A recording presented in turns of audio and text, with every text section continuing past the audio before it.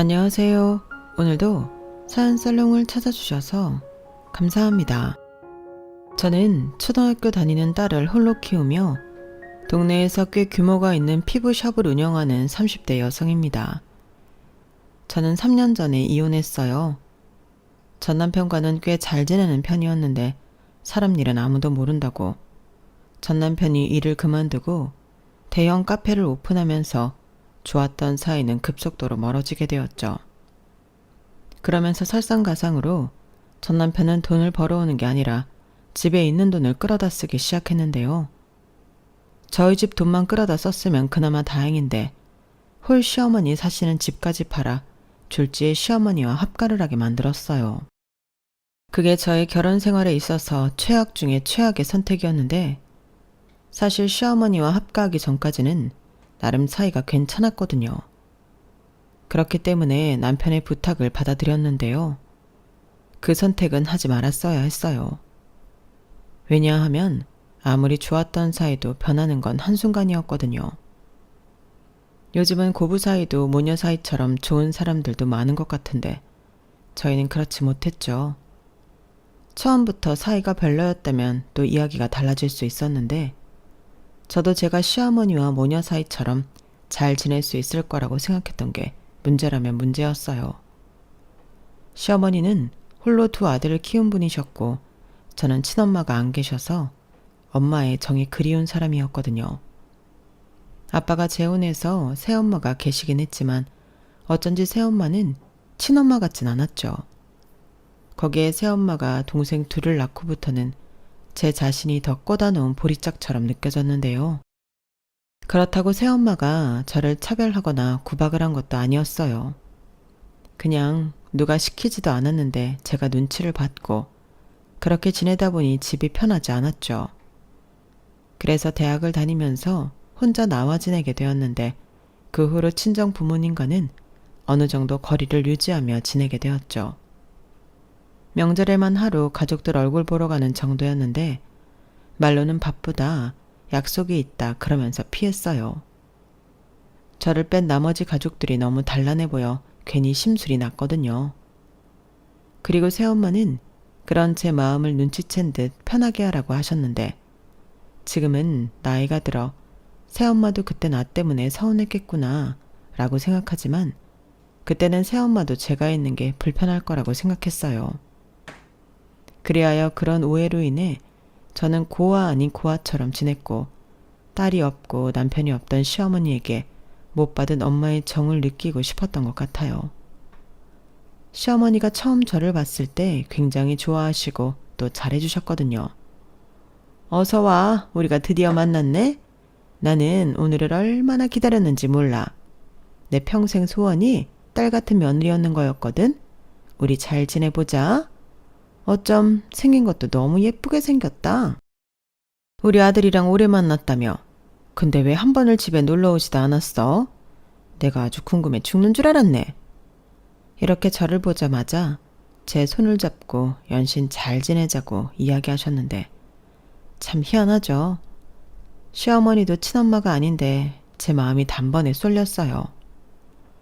마치 돌아가신 엄마가 살아 돌아온 그런 비슷한 기분을 느꼈는데 그래서 남편과 결혼을 서두르고 싶어졌죠. 어차피 저는 혼자 살았고 결혼은 남편이 지속적으로 원했는데 남편이 위로 형이 있어서 괜히 망설여졌어요. 형이 아직 미혼이었거든요. 뭐 말로는 노무사 준비를 한다고 했는데 그 공부가 힘든지 쉽게 풀리는 것 같지 않았어요. 그래서 내심 형도 아직 자리도 못 잡고 장가도 못 갔는데 우리가 먼저 선수를 치는 건 아니라고 생각했는데요. 시어머니의 성화로 인사를 다녀오고 나서 마음이 바뀌었어요. 시어머니가 누가 됐든 빨리 장가를 갔으면 좋겠다고 하셨거든요. 그래서 제가 가진 것과 남편이 가진 것 해서 저희는 결혼식을 올렸고 신혼집은 20평대 전세 아파트로 구했어요.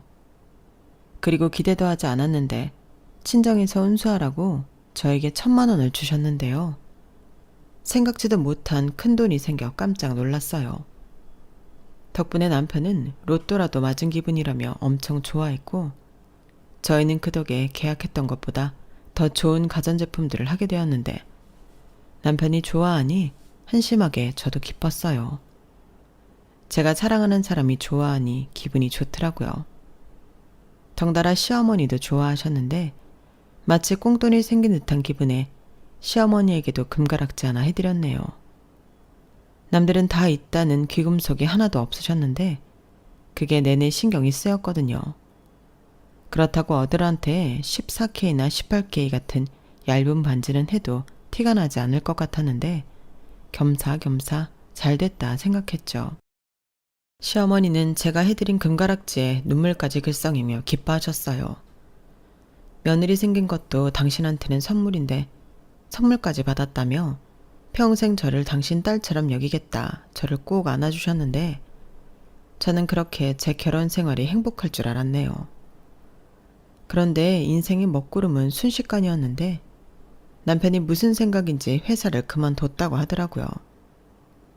평소 다른 생각이 있던 것도 아니었는데 너무나도 갑작스러운 남편의 퇴사 소식에 저는 당혹감을 감출 수가 없었어요. 참고로 저는 문화센터에서 천연 화장품 및 비누를 만들기 수업을 하는 강사였는데 어릴 때부터 손으로 만드는 걸 좋아해서 택한 직업이었어요.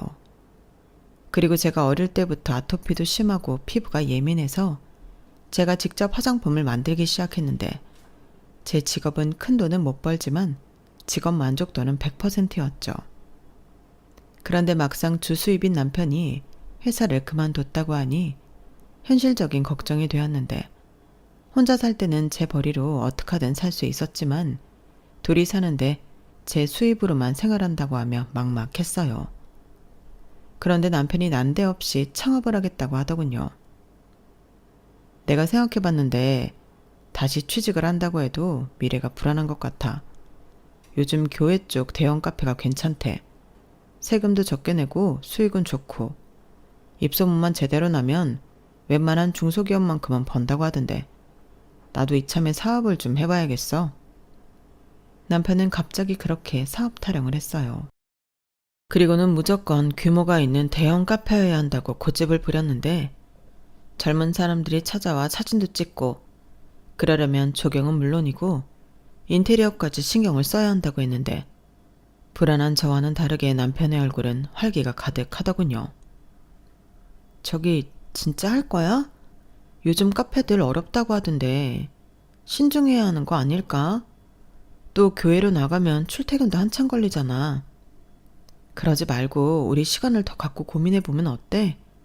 퇴직금 날리면 어떡해? 아니 애당초 당신 퇴직금으로 가능하겠어? 저는 걱정스럽고 불안한 마음에 남편에게 말했어요. 하지만 남편은 제가 초장부터 초를 친다고 싫어했고 자기가 다 생각이 있다며 저더러 신경 쓰지 말라고 했어요. 그런데요, 제가 남도 아니고 어떻게 신경을 안 쓸 수가 있겠어요. 그래서 불안한 마음에 시어머니에게 이런 제 마음을 하소연하기도 했는데 가재는 개편이라고 시어머니는 자기 아들이 생각이 있어 그런다는데 밀어주지 못할 망정 길을 꺾지 말라고 하시더군요. 부정탄다고요. 하지만 이내 시어머니도 남편의 사업 때문에 불똥을 맞게 되었는데 돈이 부족한 남편이 시어머니에게 SOS를 친 거예요. 대출을 받으려고 해도 남편이 직업이 없다 보니 액수가 한계가 있었고 시어머니에게 이자 쳐서 갚겠다고 시어머니가 혼자 살고 있는 집을 팔자고 한 모양이었는데 시어머니도 싫다 좋다 말을 하지 못하시더군요. 시어머니한테 재산이라고는 그 집이 유일했는데 말이죠. 아마 그 집을 판다는 게 꽤나 마음에 걸렸을 텐데 그래도 자기 아들이 그거 아니면 안 된다고 간절하게 부탁하니 시어머니도 별 수 없이 그 집을 팔고 저희 집으로 들어오게 되었어요. 당신은 저도 애가 없었기 때문에 돈을 더 벌기 위해 수업도 늘리고 제 나름의 노력을 하고 있었는데 시어머니가 집에 계시니 집안 살림은 시어머니에게 부탁할 수 있어 편하다 생각했죠. 그렇게 힘들게 차린 남편의 카페는 다행히 오픈빨인지 아니면 정말 남편이 성견지명이 있었던 건지 처음부터 장사가 곧잘 되었어요. 그리고 남편이 카페를 차리고 얼마 지나지 않아 저희가 살던 아파트가 전세 계약이 끝났는데 남편이 대뜸 집을 사자고 하더라고요. 솔직히 좋았어요. 이렇게 빨리 우리 집을 사게 될 줄은 몰랐는데 시어머니 말처럼 남편을 믿길 잘했다는 생각이 들었죠. 그러면서 제가 임신하게 되었는데 원래 계획이라면 저희가 이사를 하면서 시어머니에게도 집을 사드리고 분가를 할 예정이었지만 제가 임신했고 또 시어머니랑 제가 그때까진 사이가 괜찮았기 때문에 시어머니의 결정으로 저희는 그냥 쭉 함께 살게 되었어요. 대신 시어머니 집을 팔고 남편이 갖다 쓴 돈은 꾸준히 갚아드리고 있었는데 그 돈은 아주버님 뒷바라지에 고스란히 들어가고 있었죠. 그러던 중 천만다행으로 영영 텄을 것 같았던 아주버님이 노무사 시험에 합격했는데요. 마흔이 가까워져서 된 집안의 경사였어요. 시어머니는 아주 집안의 대통령이라도 나온 것처럼 크게 기뻐하셨고 아주버님도 그동안 자기 뒷바라지 하느라 고생한 시어머니에게 효도하겠다고 합격의 소감을 얘기했는데 그런 훈훈했던 날도 오래가진 않더군요. 노무사가 됐다고 해서 벌이가 아주 크게 늘어나는 건 아니었거든요.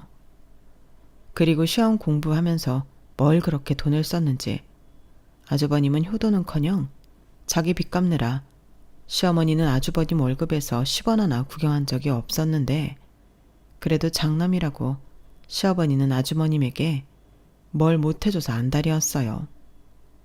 저는 솔직히 아주버님이 예쁠 건 없었지만 시어머니의 마음을 이해할 수는 있었죠. 잘났든 못났든 시어머니에겐 자식이었으니까요. 그러던 아주버님이 노무사가 되고 꼬박 5년 만에 장가를 가겠다며 저희 집에 형님을 데리고 왔어요. 그때부터는 솔직히 남편의 카페도 예전 같지 않아 힘들었죠. 그리고 돈이 궁해진 남편은 다시금 시어머니에게 돈을 빌리고 싶었지만 시어머니가 갖고 있던 돈도 거의 남아있지 않은 상태였죠. 그런데 저희는 집을 사서 대출금까지 있었으니 생활은 더욱 힘들어졌는데요. 그러니 제 수입으로 저희 가족이 모두 생활하고 있는 꼴이 되었어요. 남편은 가져오는 돈 없이 저에게 매일 나 기름값하게 10만 원만 자기야 나 지갑에 10,000원밖에 없어. 카드 주고 가면 안 될까? 이렇게 궁상맞게 돈 타령을 했는데 그 와중에 아주버님이 장가를 가겠다고 하니 솔직히 반갑지 않더군요. 설마 내 아들도 아닌데 아주버님 장가가는 비용도 내가 해드려야 하는 거 아닌가 덜컥 겁이 났거든요. 그런데 다행히 그럴 필요는 없었는데요. 왜냐하면 형님이 돈이 꽤 있다는 것 같았어요. 아주버님이 데리고 온 형님은 아주버님처럼 노무사였는데 아주버님과 다르게 일찍 합격하여 자리를 잡았다고 하더라고요. 다만 이혼 경력이 있는 것만 빼면 아주버님에 비해서 모든 면이 월등했는데 솔직히 이혼을 한번 했었다고 해도 형님 조건이면 굳이 아주버님 같은 사람이랑 결혼하지 않아도 편하게 살 수 있을 텐데 저는 이해가 가지 않았어요. 제가 보기에 아주버님은 생긴 것도 그렇고 성격도 그다지 매력이 있지 않았는데 신기했어요. 하지만 남녀 사이는 둘만 아는 무언가가 또 있는 거니까 형님의 취향을 존중했는데요. 아주버님에게 제가 모르는 매력이 있나 보다 생각했죠. 그리고 시어머니는 형님을 무척 마음에 들어 하셨어요. 저에 비해 전문직 여성이고 또 돈도 많다고 하니 얼굴에 웃음꽃이 피었더라고요. 솔직히 그런 시어머니 태도에 서운하지 않았다면 거짓말이었는데 워낙에 나이 많은 장남을 걱정했던 시어머니의 마음을 잘 알고 있었기에 저는 서운한 티를 내지 않으려 노력했어요. 제 미래도 모르고 말이죠. 시어머니는 맏며느리가 생기고부터 완전히 다른 사람이 되었어요. 그동안 저랑 살면서 그다지 잔소리를 하는 법이 없으셨는데 그때부터는 불만이 참 많으시더라고요. 예, 내가 말을 안 하려고 했는데 냉장고 청소 좀 해라. 너는 어떻게든 내가 살림을 죄다 나한테 맡기려고 하니? 나도 힘들어. 화장실도 그래. 네가 쪼그리고 앉아서 솔질하려면 허리랑 무릎이 얼마나 아픈 줄 아니? 어떻게 된 애가 내가 말을 안 하면 영 몰라. 네? 죄송해요. 제가 주말에 할게요.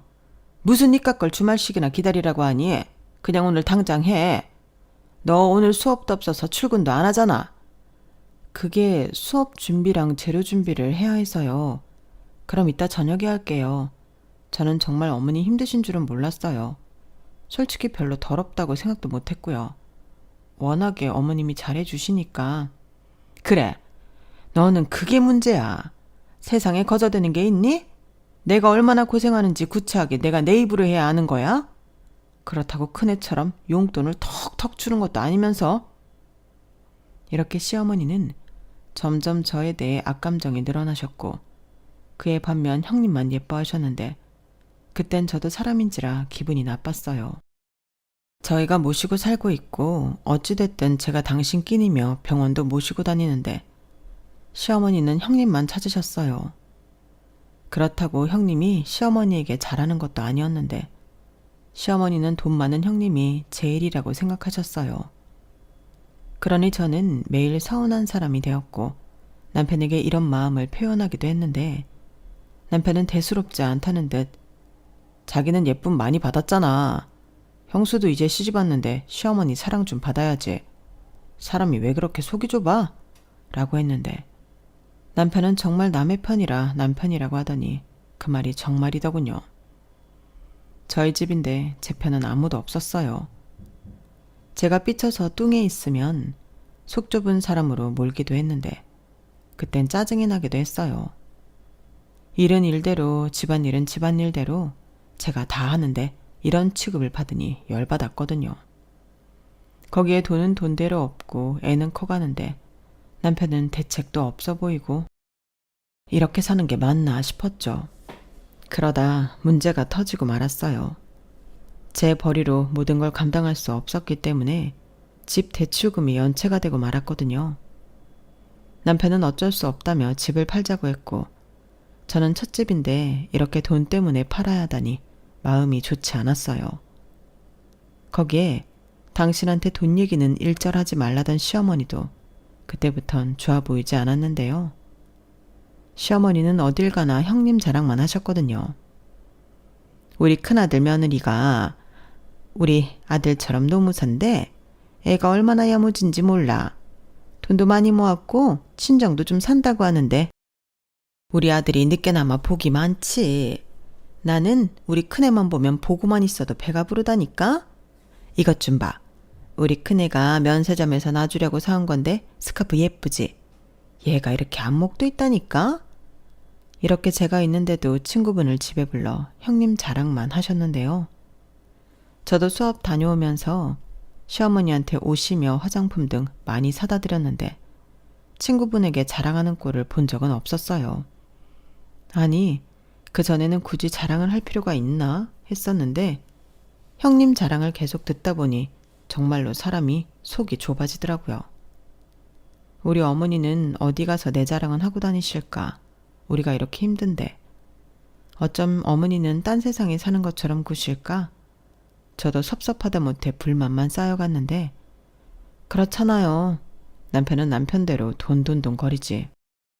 시어머니는 저를 무슨 무수리 취급을 하면서 형님만 무슨 공주님 마냥 떠받드는데 내가 이러려고 시어머니 모시고 살고 있나 결혼 자체가 후회스러웠어요. 형님에게 질투 같은 유치한 감정을 느끼고 싶지 않은데 시어머니의 차별이 심해지면 심해질수록 저도 형님이 싫어지더라고요. 만약 시어머니가 밖에서 떠들고 다니시는 것처럼 형님이 우리 식구들에게 정말로 잘한다면 제가 이상한 사람이 될 수도 있는데 실상은 그렇지도 않았어요.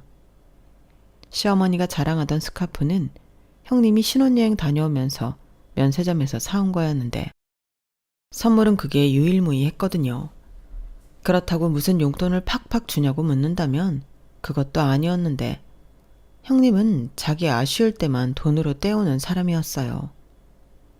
명절, 제사, 생신 그런 날 요리조리 빼기 위해 시어머니에게 용돈을 드렸는데 막말로 저만 피해자였죠. 시어머니는 그 알량한 몇 푼에 홀랑 넘어가 그래 바쁘면 어쩔 수 없지. 신경 쓰지 말고 너는 너 볼 일 봐라.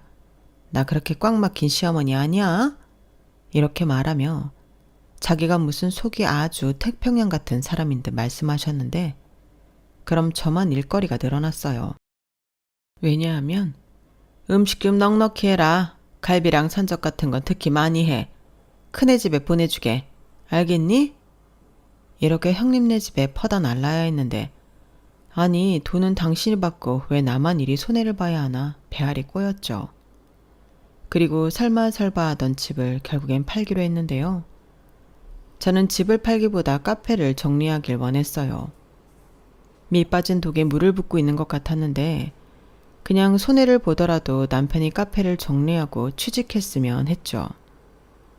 하지만 남편은 이제와 갈 회사도 없다며 가게가 조금만 잘 되면 그냥 받고 팔 생각이라고 했는데 저런 외진 곳에 대형 카페를 누가 살까? 권리금은 무슨? 저는 한숨만 들어갔어요. 그래도 집만큼은 팔고 싶지 않았는데 그러던 중 친정에서 연락이 왔죠. 은정아, 엄마야, 잘 지내고 있니? 도통 연락이 없어서 엄마가 한번 연락해 봤어. 아, 엄마, 저는 뭐 잘 지내고 있어요. 엄마도 잘 지내고 계시죠? 그럼 아빠도 잘 지내고 동생들도 잘 지낸다. 우리 하영이 얼굴 까먹을 것 같은데 언제 한번 집에 놀러와. 왜 도통 집에 오질 않니? 그게 요즘 바빴어요. 그래? 바쁘면 좋은 거지. 이서방 카페는 계속 잘 되고 있고? 네, 잘 되고 있어요. 엄마, 제가 지금 하던 일이 있어서 다음에 다시 통화하면 안 될까요? 그래. 엄마가 방해했구나. 미안하다. 그럼 꼭 연락해라. 엄마는 제가 도통 연락도 잘하지 않고 집에도 놀러를 오지 않는다며 걱정하시는 듯 보였어요. 그리고 상황이 상황인지라 저도 좋은 마음으로 친정에 연락할 수가 없었는데 그렇다고 새엄마한테 신세한탄을 하고 싶진 않더라고요. 물론 푼돈이라도 빌리고 싶은 마음이 저기 언저리에 있긴 했는데 도무지 입이 떨어지지 않았어요. 딸이라고 곁도 주지 않으면서 힘들다고 돈 얘기나 한다고 생각할 것 같아서 염치가 없다 생각할 것 같더라고요. 그런데 그때는 새엄마가 무슨 촉이 왔던 건지 같은 날 저녁 아빠한테 다시 연락이 왔어요.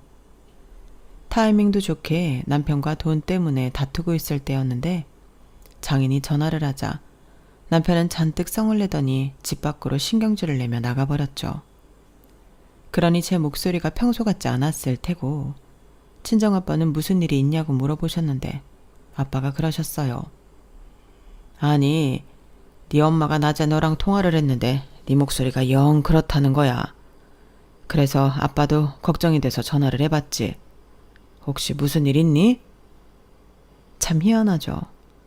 저는 그때도 아무 일 없다고 잡아떼고 싶었는데 이미 제 목소리는 그런 거짓말을 할 수 있는 상황이 아니었어요. 일단 무슨 말을 하려고 하면 울컥울컥 목이 메었는데 그냥 그때는 우는 목소리로 친정아빠한테 힘들다고 말해버렸네요. 그러자 제가 진정될 때까지 한참을 기다린 아빠가 무슨 일인지 물어봤고 저는 속이라도 후련해지고 싶어 미주알 고주알 남편의 카페에서 까먹고 있는 돈에 대해 말했어요. 그래서 이서방은 집을 팔아서 계속 그 카페를 하겠다는 거야? 지금 당장 자기가 어딜 가냐고. 자기는 카페에 들어간 돈도 많고 포기할 수 없대. 장사가 좀 잘 되면 그때는 관리금 받고 털고 나와서 새로운 걸 해보고 싶다는데. 나는 진짜 이제 그 사람이 사업은 하지 않았으면 좋겠어. 에휴, 사람 그렇게 안 봤는데 무슨 고집이 그렇게 세다니? 아무래도 이서방 회사 그만둘 때 무슨 일이 있었나 보다. 세상 제일 편한 게 월급쟁인데 갈 데가 없다는 거 봐서는 이서방도 말 못한 일이 있는 것 같아. 몰라, 그러거나 말거나. 그놈의 사업한다고 어머니 집까지 팔아서 쓰고. 이게 뭐야? 네 시어머니는 뭘 하셔? 그래도 같이 사는데 아들한테 한 소리는 안 해? 우리 어머니는 돈에 대해서는 일절 아무 말도 하지 말라고 해. 그리고 자기는 이미 다 털어줬으니까 돈 달라는 소리 하지 말라고 하는데 내가 봐도 어머니 돈은 아주버님이 다 갖다 써서 없어. 그럼 진짜 그 집을 파는 것 말고는 방법이 없네. 그럼 네 시어머니는 어쩌자는 거야? 큰아들네로 가시는 거야? 글쎄, 솔직히 잘 모르겠어. 시어머니와 형님네 가면 좋으시겠지.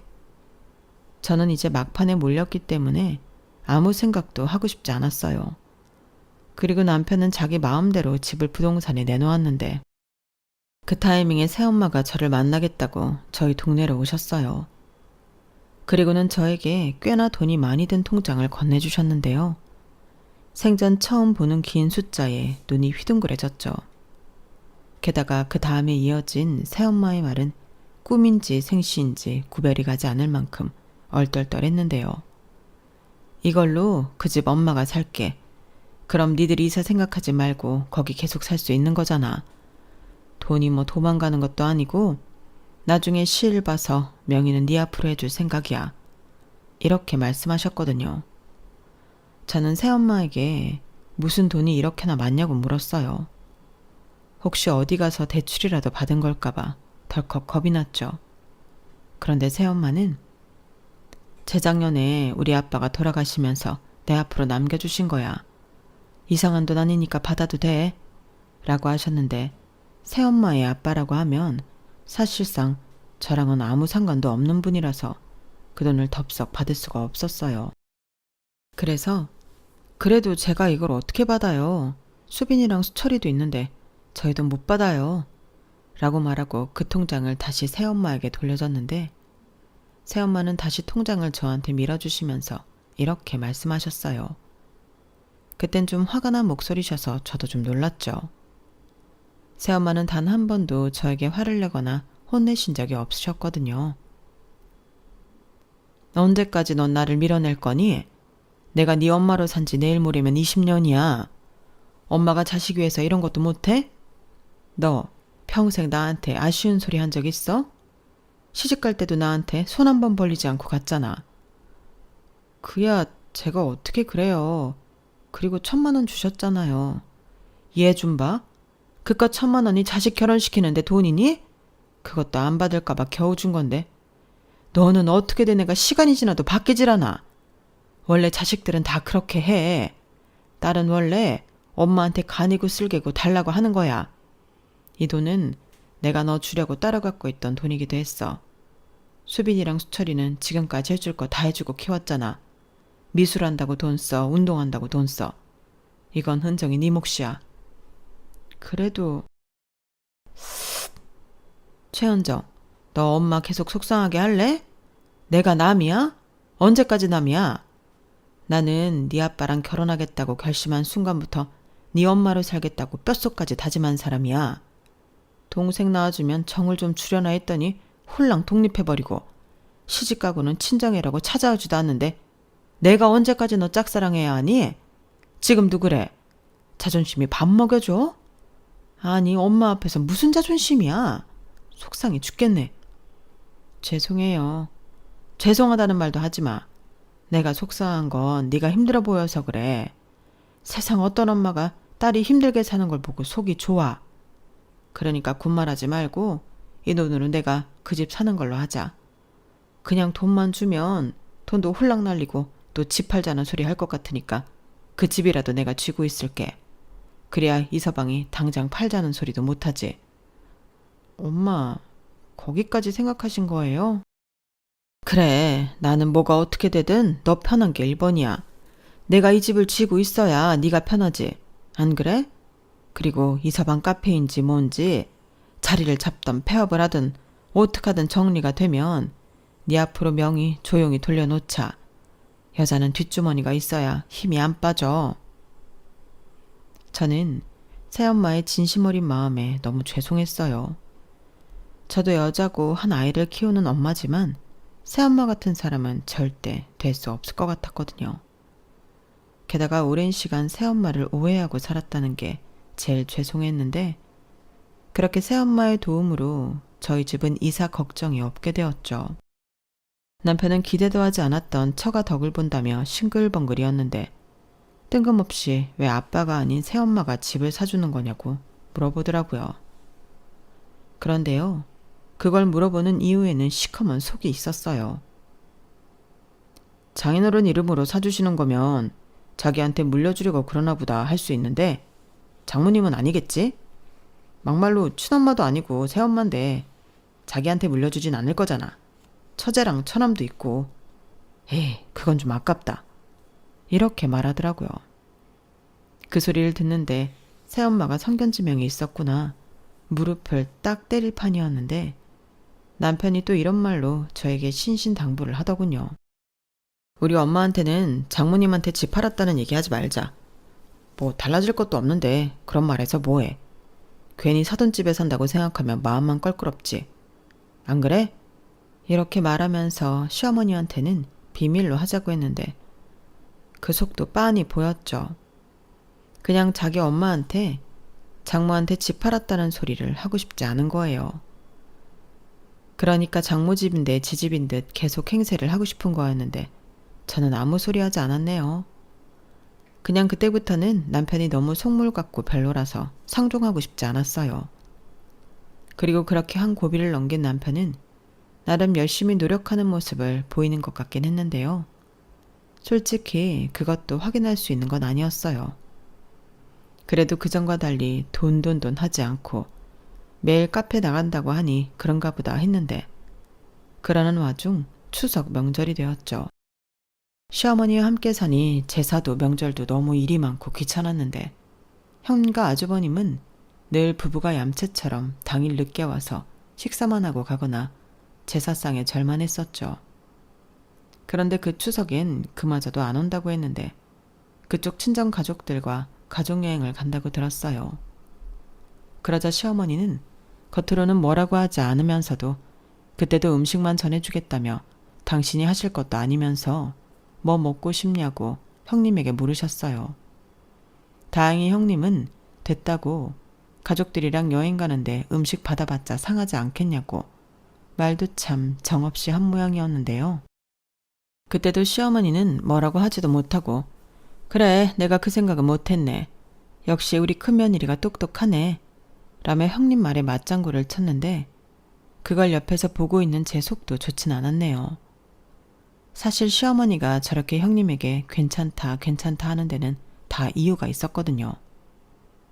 그게 뭐냐면 명절 연휴가 지나고 시어머니가 친구분들과 베트남으로 여행을 가시는데 그 돈을 형님이 내겠다고 하신 거였어요. 저랑 남편도 그 자리에 있었는데 형님의 말에 깜짝 놀랐죠. 돈이 많다고 하더니 통도 크구나. 저는 내심 속으로 그런 생각을 했었는데 형님은 진짜 웃긴 사람이었어요. 동서, 내가 생각해 봤는데 어머니 베트남 경비 말이야. 반반하자. 네? 반반이요? 왜요? 왜라니? 형제가 반반하는 건 당연하지. 그럼 그걸 나더러 다 내라는 거야? 말도 안 돼. 동서 그렇게 안 봤는데 사람이 좀 못됐다. 형님, 왜 말씀을 그렇게 하세요? 그럼 어머니한테 말씀드리기 전에 저한테 먼저 상의하셔야죠. 형님이 혼자 다 아는 것처럼 말씀해놓고 뒤로 이러는 법이 어딨어요. 그럼 저는 뭐 생색도 안 나는데 알겠다고 해요? 동서도 이렇게 화낼 줄 아는 사람이었어? 나는 사람이 하도 물렀길래 화낼 줄 모르는 사람인 줄 알았는데. 근데 나도 좀 억울한 게 나도 그때 들었잖아. 당시 내 마음은 순수했어. 그리고 잘 생각해봐. 내가 언제 나 혼자 다 내겠다고 그랬어? 어머님이 친구들은 전부 가는데 당신만 못 간다고 하도 속상해하니까 그럼 다녀오시라고 했을 뿐이지. 그게 그거죠. 좌우간 저희는 못해요. 죄송해요. 저는 형님의 얌체짓에 노란하고 싶지 않았어요. 그래서 단호하게 거절했는데 아주버님이 남편에게 연락을 한 모양이었어요. 그리고 남편 말이 어머니 여행 경비를 반반씩 하기로 했다고 했는데요. 그럼 어떡해. 엄마 여행 가는 건데 형님만 하라고 해? 형제가 똑같이 하는 게 맞지. 이렇게 말하는데 정말 어이가 없었어요. 자기 혼자만 체면 다 차리겠다는 건데 진짜 오만정이 떨어졌죠. 그래서 나는 모르겠다. 네가 알아서 해라. 하고 모른 척 했는데 남편이 자기가 알아서 한다고 했어요. 그렇게 시어머니 여행 경비 문제는 지나갔는데 시어머니는 여전히 자기 여행 경비를 형님네가 전부 냈다고 동네방네 떠들고 다니셨어요. 유치한 거 알지만 보다 못한 채가 저희도 반 냈다고 말씀드렸는데 제 말은 듣는 둥 마는 둥 하시더라고요. 심지어 형님은 그 돈 내고 편하게 명절 연휴에 빠져서 친정 식구랑 여행 가는데 저는 명절 음식도 하는 꼴이잖아요. 그러니 억울할 수밖에 없었는데 시어머니의 며느리 차별에 이가 갈렸어요. 그 정도가 점점 심해지니 같이 사는 게 하루하루 힘들더라고요. 하지만 남편은 쥐뿔 아무것도 없으면서 형도 안 하려는 효자노릇 하려고 똥인지 된장인지 구별도 못하고 있었는데 이런 결혼 생활이 의미가 없다고 생각할 즈음이었죠. 결정적인 사건이 벌어졌거든요. 그건 시어머님이 벼르고 벼르던 베트남 여행을 다녀온 직후였는데요.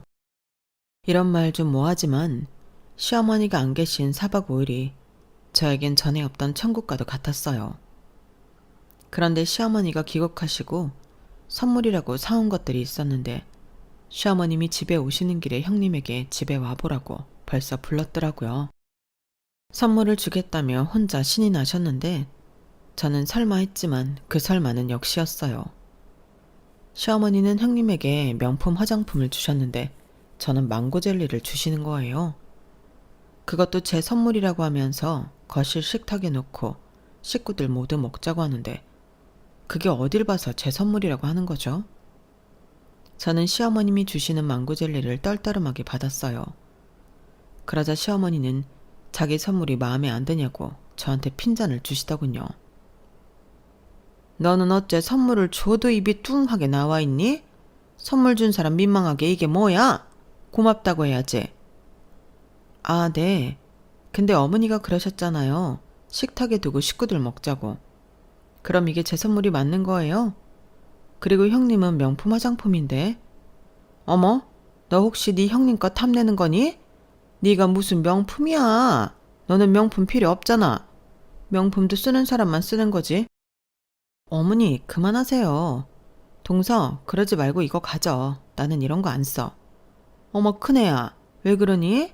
혹시 선물이 마음에 안 들어서 그래? 그게 아니라요. 동서가 샘내는 것 같아서요. 저는 이런 거 많기도 하고 피부가 예민해서 쓰는 제품만 써서요. 형님, 제가 무슨 거지도 아니고 제 말뜻은 그게 아니잖아요. 이왕 주시는 선물 기분 좋게 똑같은 걸로 주시면 더 좋았겠다. 이런 의도로 말하는 건데. 호모, 너도 참 웃긴다. 이게 돈이 얼만데 이걸 나더러 2개나 사라고 해? 그럼 형님도 그냥 망고 젤리 주셨으면 제가 이렇게 기분이 나쁘지 않죠. 방금 선물로 저랑 형님 차별하셨잖아요. 어머, 얘가 지금 뭐라고 하니? 차별? 얘가 아주 생사람 잡네? 내가 언제 차별을 했어? 그냥 사람마다 어울리는 선물을 했을 뿐인데. 너도 눈이 있으면 봐라. 네 형님이 두르고 다니는 것들 전부 명품이고 백화점 상품인데 선물을 주려면 격을 맞춰야지. 그리고 너를 봐봐. 너는 옷을 사도 홈쇼핑에서 매일 세일하는 거 사고 먹는 거 좋아하잖아. 비는지 뭔지 만들면서 하루 종일 입에 오물오물 거리고 있길래 망고 젤리 사줬는데 무슨 이게 차별이야. 어머니, 그런 말이 저는 기분 나쁘다고요. 저도 명품 바를 줄 알고 입고 들 줄 알아요. 막말로 제가 왜 이렇게 사는데요? 그리고 이런 말까지는 저도 안 하려고 했는데 어머니 모시고 사는 며느리는 형님이 아니라 저예요. 명절이다 제사다 음식하는 것도 저고 어머니 힘드시고 아쉬울 때 옆에 있는 사람도 저였다고요. 그런데 어떻게 저한테 이러실 수 있어요? 나 참네. 별 그지 같은 소리를 다 듣네. 네가 지금 그딴 걸로 나한테 생색을 내겠다 이거냐? 누가 들으면 내가 니들 집에서 호사를 누리고 사는 줄 알겠다. 그리고 여기가 네 집이냐? 내 아들 집이야. 내가 내 아들 집에서 우리 아들이 벌어오는 돈으로 먹고 사는데 네가 뭔데 생색이야? 싫으면 관둬. 너는 이런 젤리도 아깝다. 시어머니는 제가 아주 괘씸하다며 당신이 사온 망고 젤리를 낚아채 가셨어요. 그리고 시어머니의 말에 상처를 받은 저는 더는 참고 싶지 않았는데요. 그 길로 일어나 아직 채 풀지도 않은 시어머니 캐리어를 그대로 현관 밖으로 던져버렸어요. 그러자 시어머니와 형님이 깜짝 놀랐는데 어머님이 저더러 뭐 하는 짓이냐고 소리를 지르셨어요. 그래서 저도 망설임 없이 말했는데 더는 한 집에 같이 못 살겠다고 말해버렸죠. 그러자 시어머님이 당황해하며 더는 못 참겠다는 얼굴로 저에게 달려들었는데 형님이 와서 말렸어요. 동서, 지금 뭐 하는 거야? 어쩌자고 일을 이렇게 키워? 빨리 사과드려. 형님은 성난 사자 같은 시어머니를 말리며 저에게 빨리 사과하라고 말했는데 저는 그러기 싫었어요. 제가 왜 사과를 드려요? 저도 참을 만큼 참았어요. 어머니도 저랑 이 집에 사는 거 싫으신 것 같은데 이참에 나가세요. 뭐야? 너 지금 나더러 나가라고 했냐? 네가 뭔데 나더러 나가라 말아야. 여기 내 아들 집이야. 아니요, 여기 우리 엄마 집이에요. 어머니 아들이 그 망할 카페 때문에 집 판다고 했잖아요. 그때 집 산 사람이 바로 저희 엄마세요. 못 믿겠으면 뭐 전화라도 해서 확인시켜 드릴까요? 아님 등기부 등본이라도 떼서 보여드려요? 뭐라고? 이 집이 니네 엄마 집이라고? 말도 안 되는 소리를 한다. 네가 엄마가 어딨니? 세상 천지, 새엄마가 피 한 방울 섞이지 않은 남의 자식을 위해서 그렇게 큰 돈을 쓸 리가 없어. 왜 없어요? 저희 어머니는 그러세요. 그러니까 더는 여기 저한테 함부로 하지 마시고 그 짐 가지고 나가세요. 동서, 그만해. 아니, 이렇게 어머니를 밖으로 내몰면 어머니는 어디에 가라는 거야? 어디긴요. 죽고 못 사는 형님네 가야죠. 뭐? 우리 집? 동서 미쳤어? 왜 여기서 갑자기 우리 집 타령을 해? 형님이 맏며느리 아니에요? 그리고 며느리가 둘인데 왜 저만 시어머니를 모셔요? 형님이 그랬잖아요. 어머님 베트남 경비 낼 때 형제가 똑같이 해야 하지 않냐고요. 이것도 마찬가지죠. 저희 그때 경비 반 냈잖아요. 그러니 이젠 형님도 어머니 모시고 살아봐요. 기가 막혀. 동서, 지금 그게 말이 되는 소리야? 왜요? 뭐가 말이 안 되는데요? 왜 형님만 요리조리 피해 다녀요? 음식하는 것도 그렇고 귀찮고 손 많이 가는 일은 전부 저한테 미루시잖아요. 제가 만만해 보이세요? 얘가 미쳐도 단단히 미쳤네. 너 무슨 로또라도 맞았냐? 눈에 뵈는 게 없어? 네가 나 내쫓으면 우리 아들이 가만히 있을 것 같아? 가만히 안 있으면요. 아니다. 이참에 그 아들도 같이 보내드릴게요. 저 어머니 아들 필요 없어요. 이혼할 거예요. 뭐야? 동서, 시끄럽게 굴지 말고 다 내 집에서 나가요. 저는 어디서 그런 괴력이 나왔는지 시어머니와 형님을 밀쳐서 밖으로 내보냈어요. 그리고 부족히도 야무지게 잠갔는데 거실에 시어머니가 사들고 온 반갑지 않은 물건들이 있더라고요. 그래서 그것도 전부 챙겨 순간적으로 현관문을 열고 다 던져버렸는데 현관문 밖에서 시어머니의 야! 하고 고함 지르는 소리가 울려 퍼지더군요. 덕분에 옆집에 옆옆집까지 문 열리는 소리가 들렸는데 모르긴 몰라도 두 사람 많이 창피했을 겁니다. 남의 이목을 많이 의식하는 사람들이니까요. 그리고 그날 저녁 제 예상대로 남편이 잔뜩 화가 나서 들어왔는데 대뜸 저한테 삿대질을 하며 소리를 지르더군요. 네가 우리 엄마 집에서 쫓아냈어? 이 집 장모님 집이라고 했다며. 틀린 말 아니잖아. 그리고 생각해보니까 왜 우리만 어머님을 모시고 살아? 전에는 어머니 집 한 돈으로 자기가 사업했으니까 그랬는데 그 돈 다 갚았잖아. 심지어 그 돈 도로 갖다 쓴 사람은 아주버님인데 그럼 형님네 가서 사셔야지. 너 미쳤어? 아니, 지극히 정상이야. 오히려 그런 취급을 받고 가만히 있으면 그게 등신이지. 자기도 알고 있었잖아. 어머님이 나랑 형님 대놓고 차별하고 나한테 함부로 한 거. 나도 참을 만큼 참았어. 더는 못 참아. 그래서 뭐 진짜 이혼이라도 하겠다고? 너 뭐 믿고 그러냐? 이 집 믿고 그러는 거야? 야, 착각하지 마. 이 집 니네 엄마가 너 줄 것 같아? 줄 것 같았으면 진작에 명예도 네 앞으로 해줬지. 좋은 말 할 때 우리 엄마한테 빌고 다시 모시고 와라. 미친놈. 내가 네가 시키면 그대로 할 것 같냐? 꿈 깨. 너도 나가. 뭐? 너도 나가? 이게 진짜 어디서 뭘 잘못 먹었나? 네가 그러면 뭐 내가 쫄 줄 알았어? 그래, 나간다. 어디 너도 닭 줬던 개 지붕 쳐다본다고. 네 새엄마 믿고 까불다 빈털털이 돼봐. 당장 이혼해. 그리고 똑똑히 들어. 무르기 없기다. 누가 할 소리. 나도 바라는 바야. 저는 어차피 각오하고 있었기 때문에 오히려 잘 됐다고 생각했어요. 그리고 남편은 저더러 후회할 거라며 자기 짐을 싸서 집을 나갔는데 덕분에 이혼은 수월했죠. 시어머니가 코치를 해줬는지 아이도 데려오지 말라고 했더라고요. 그래서 친권 양육권 전부 제가 다 가져올 수 있었고 양육비 100만 원씩 매달 받기로 했는데 남편은 재산이 없으니 재산 분할할 것도 없다고 주장을 했어요. 그래서 저는 우리 재산이 전부 카페에 들어갔으니 카페 수익 배분을 달라 했는데요. 그러자 남편은 저더러 뻔뻔하다고 하는 거 있죠. 저는 싫으면 소송하겠다고 했습니다. 그러자 하루 만에 남편의 태도가 바뀌었는데 저한테 잘못했다고 빌더라고요. 자기가 한쪽 말만 듣고 흥분했다며 마음에도 없는 사과를 하는데 저한테 돈 주는 게 어지간히 싫었는 모양이었어요. 그게 다 보이더라고요. 그래서 저는 협의 이혼과 별개로 그 부분은 끝까지 밀어붙였어요. 알아보니 법으로 할 수 있는 것도 많아 친절하게 설명도 해줬더니 남편도 아무 말 하지 못했죠. 그리고 제가 이혼하게 된 사실을 알게 된 친정 부모님은 발벗고 제 이혼을 도우셨는데 그때 새엄마가 남편을 찾아가 그 카페를 뒤집어 엎고 왔다는 사실을 뒤늦게 알았죠. 카페 CCTV를 보니 화면 속에는 영락없는 자기 딸 위에 열불을 토하고 있는 엄마의 모습이 있었어요. 감히 내 딸을 그런 취급을 받고 살게 해? 네가 그러고도 남편이고 사내 놈이냐? 너 같은 놈은 애당초 결혼을 하면 안 되는 거지. 네가 책임감이 있어, 능력이 있어? 어디 눈에 넣어도 아프지 않을 내 딸을 데려가 그렇게 살게 해? 나 당장 안 나와? 너 오늘 내 손에 죽었어.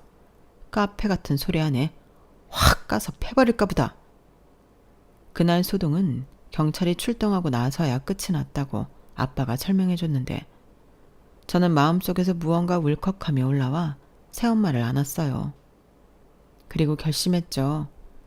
이젠 새엄마라고 거리 두지 않고 둘도 없는 하나밖에 없는 내 엄마라 여기며 잘해드리겠다고 말해요. 그렇게 저는 엄마의 활약 덕분에 원하는 대로 약속받고 남편과 이혼했어요. 시어머니는 그리 바라던 큰며느리 내에서 살게 된 모양이었는데 형님이 도저히 같이 못 산다고 시어머니를 구박했다나 보더군요. 자기가 결혼할 때 시어머니 모시는 일은 절대 없을 거라고 아주버님이 약속까지 했다는데 그래서 시어머니를 모시고 살 바에는 이혼하겠다고 했다나 봐요. 그러니 그 돈 잡아먹고 노무사가 된 장남이 자기 엄마더러 큰아들도 이혼당하는 걸 보고 싶지 않으면 나가라고 했다는데 시어머니 속이 말이 아니었겠죠. 오죽하면 자기 아들이랑 헤어진 전 며느리인 저에게 연락을 하셨겠어요. 그리고는 저에게 큰 며느리 흉을 보시며 저를 간부려 하셨는데 기가 막혔죠. 예, 둘째야. 내가 잘못했다. 내가 사람을 아주 잘못 봤어. 눈치를 얼마나 주고 구박은 또 얼마나 하는지 서러워서 못 살겠다. 이렇게 말씀하셨는데 죄송하지만 속으로 엄청 고소했어요. 결국 시어머니는 오갈 곳이 없어 자기 여동생네로 갔다는데 거기도 임시지 아주 머물 수 있는 곳은 아니라고 하더군요. 시어머니가 그러셨어요.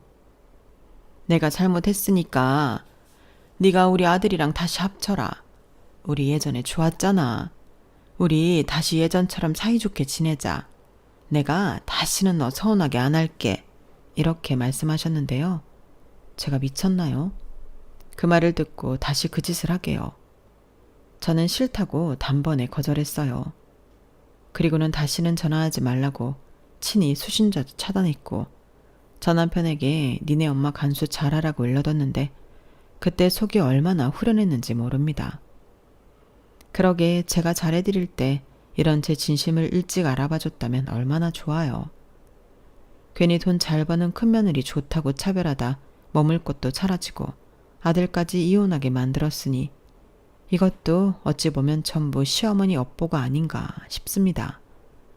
그리고 감사한 점도 있었는데 그들 덕분에 저는 저희 엄마의 진심을 늦게나마 알아차릴 수 있게 되었어요. 당연히 친딸이 아닌 저를 불편해할 거라고 생각했던 제 마음은 제 멋대로 한 착각이었는데 더 늦지 않고 알게 되어 다행이라 생각합니다. 지금부터라도 못다한 마음 전하며 그리웠던 엄마의 사랑을 느끼고 싶어요. 그리하여 저는 엄마의 집을 받기보다 그 집을 팔아 친정 근처에서 현재 아이를 키우며 지내고 있는데 친정엄마가 옆에 있으니 참 좋습니다. 아이 케어도 그렇고 반찬도 그렇고 엄마의 손길이 이렇게나 윤택한 건지 몰랐어요.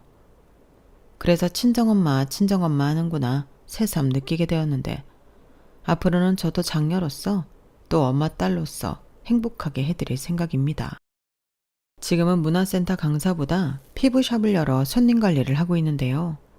갑자기 생뚱맞게 느껴질 수 있겠지만 천연 화장품을 개발하고 만들면서 제가 만든 제품으로 손님 관리를 하고 싶어 피부 관리를 배웠는데 이게 아주 저한테 딱인 직업이에요. 손님들이 제가 만든 제품과 제가 해드린 관리로 건강해지시고 예뻐지시는데 참 보람있고 좋더라고요. 초창기 때는 엄마 친구, 엄마 지인 이런 찬스가 좀 있긴 했는데 결국엔 입소문이 퍼져 지금은 찾아주는 손님이 아주 많아요.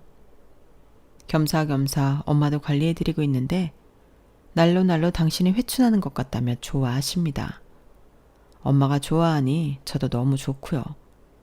그리하여 아빠도 이제야 마음이 놓인다며 편안해 하시는데 앞으로는 동생들과 또 저희 딸과 우리 부모님 모시고 행복하게 살고 싶은 바람입니다.